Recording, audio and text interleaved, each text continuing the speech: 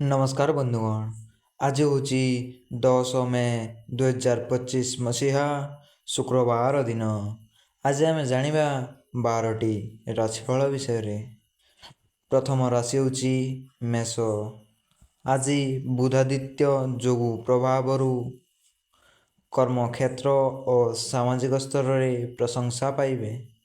शिक्षा, परीक्षा, सभा समिति, साहित्य चर्चा एवं सांबादिकता दिनटी प्रशस्त रहिबो। परिवहन, लोक संपर्क, जानवाहन दिगरे व्यतिक्रम आसीपारे। शिल्प, वाणिज्य, निर्माण तथा अर्थ संपर्करू उपकृत हेबे। एबे जानिनबा वृष राशि।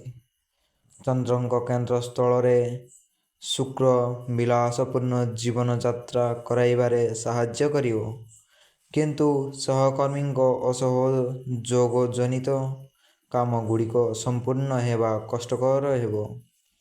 बंधु गहन सत्य प्रकाश करी मध्य अपमानित हेबे। धर्मचर्चा प्रति मन बलिब एवं प्रकाशन क्षेत्र में सफलता हासिल करिवे। एवं जानिनबा मिथुन राशि। आज मन जेमिति चाहूची ठीक सेमिति काम गुड़िक संपन्न हेबारे कौनसी प्रकारर असुविधा हेब नाही। कला, क्रीड़ा, चलचित्र, साहित्य और संगीत रे सुनाम अर्जन करिवे। शिल्प, वाणिज्य और परिवहन पाई किछि असुविधा हेब नाही। आजिर यात्रा बंधु मिलन, आलोचना और सभा समिति रे प्राधान्यता अक्षुण्ण रहिबो। एबे जानिनबा कर्कट राशि। आजिर सामाजिक स्थिति, अर्थनैतिक प्रगति, पारिवारिक परिस्थिति को संतुलित करी रखिबे।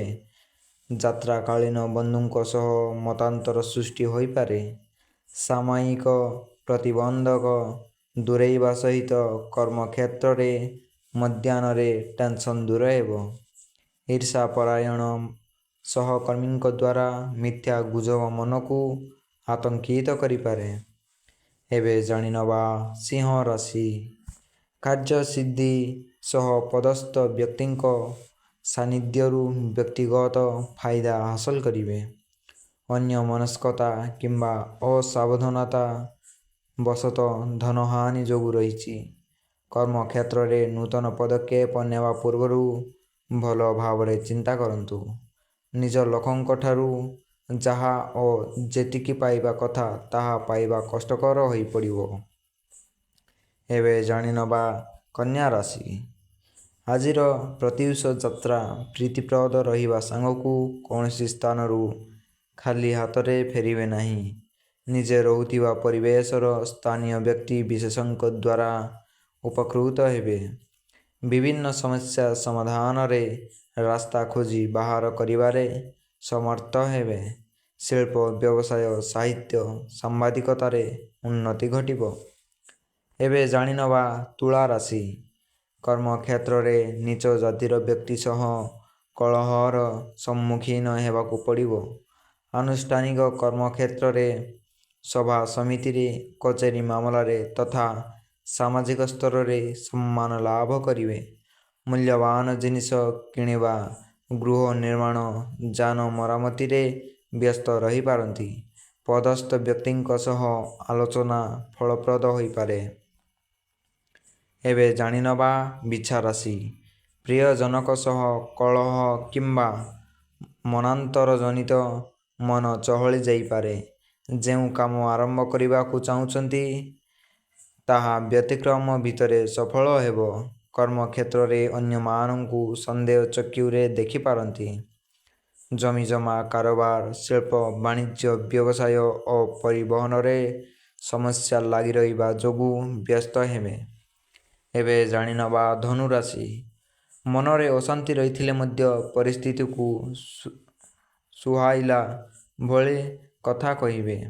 सभा समिति रे अन्य मानक मत को सम्मान देई काम कले सफलता पाई पारंती। जमी जमा, गृह सीमा, प्रशासनिक स्तर रे विवादीय स्थिति रे विषमता दूर हेबो। कला, साहित्य दिरे कतेकांशरू ଆତ୍ମସନ୍ତୋଷ ମିଳିପାରେ। ଏବେ ଜାଣିନେବା ମକର ରାଶି। କର୍ମକ୍ଷେତ୍ରରେ ବିରୋଧାଭାସରେ ସୂଚନା ପାଇଲେ ମଧ୍ୟ ଅଭିଳଷିତ ଜିନିଷ ପ୍ରାପ୍ତିରେ ବାଧା ଉପୁଜିବ ନାହିଁ। ପରିଶ୍ରୀ କାତରତାପୂର୍ଣ୍ଣ ବନ୍ଧୁଙ୍କ ସହ ସମ୍ପର୍କ ହାନି ଯୋଗୁଁ ମାନସିକ ଅସ୍ଥିରତା ସୃଷ୍ଟି ହେବ। ପ୍ରଶାସନିକ ସ୍ତରରେ ସମସ୍ୟା ସମାଧାନରେ ରାସ୍ତା ବାହାର କରିବାରେ ସମର୍ଥ ହେବେ। ମାଙ୍ଗଳିକ କାର୍ଯ୍ୟ ସକାଶେ ଆଲୋଚନା କରିପାରନ୍ତି।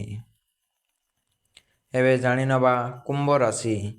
ବନ୍ଧୁଙ୍କ ସହ ଆଜିର ପ୍ରତ୍ୟୁଷ ଯାତ୍ରା ପ୍ରୀତିପ୍ରଦ ରହିବା ସାଙ୍ଗକୁ ନୂତନ ସ୍ଥାନ ପରିଦର୍ଶନ ସୁଯୋଗ ଲଭିବେ। ନୂତନ ଯୋଜନା, ଶିଳ୍ପ, ବାଣିଜ୍ୟ, ପରିବହନରେ ସଫଳତା ମିଳିବ। ଅର୍ଥ ସମ୍ପର୍କୀୟ କୌଣସି ବିବାଦ ବୃଦ୍ଧି ପାଇବାର ଆଶଙ୍କାକୁ ଏଡ଼ି ହେବ ନାହିଁ। ନିଜ ଲୋକମାନେ ଅନ୍ୟ ଦ୍ୱାରା ପ୍ରଭାବିତ ହୋଇ ଶତ୍ରୁତା କରିପାରନ୍ତି। ଏବେ ଜାଣିନେବା ଶେଷ ରାଶି ମୀନ ରାଶି। ହୈତେଶୀଙ୍କ ପ୍ରେରଣାରେ ନୂତନ କାର୍ଯ୍ୟରେ ହାତ ଦେଇ କୃତକାର୍ଯ୍ୟ ହେବେ। ସାହିତ୍ୟ, ପ୍ରକାଶନ ଓ ପ୍ରଶାସନିକ ସ୍ତରର ସମସ୍ୟା ସମାଧାନ କରିବାରେ ସଫଳ ହେବେ। ନୂତନ ଗୃହ, ଯାନବାହନାଦି ଯାନ୍ତ୍ରିକ ଦ୍ରବ୍ୟ ଲାଭ ହୋଇପାରେ। ଯେ କୌଣସି ପ୍ରକାରର ପ୍ରତିଦ୍ୱନ୍ଦ୍ୱିତାରେ ମଧ୍ୟ ସଫଳତା ଅର୍ଜନ କରିବାରେ ସୁଯୋଗ ପାଇବେ। ତ ବନ୍ଧୁଗଣ, ଏହି ଥିଲା ଆଜିର 12ଟି ରାଶିର ରାଶିଫଳ। ଏହିପରି ପ୍ରତ୍ୟେକ ଦିନ 12ଟି ରାଶିର ରାଶିଫଳ ଜାଣିବା ପାଇଁ ମୋ ଚ୍ୟାନେଲକୁ ଗୋଟେ ସବସ୍କ୍ରାଇବ୍ ନିଶ୍ଚିନ୍ତ ଭାବରେ କରିଦିଅନ୍ତୁ ବନ୍ଧୁଗଣ। ଦେଖା ହେବା ଆଗାମୀ ଦିନରେ 12ଟି ରାଶିଫଳ ସହିତ ବନ୍ଧୁଗଣ।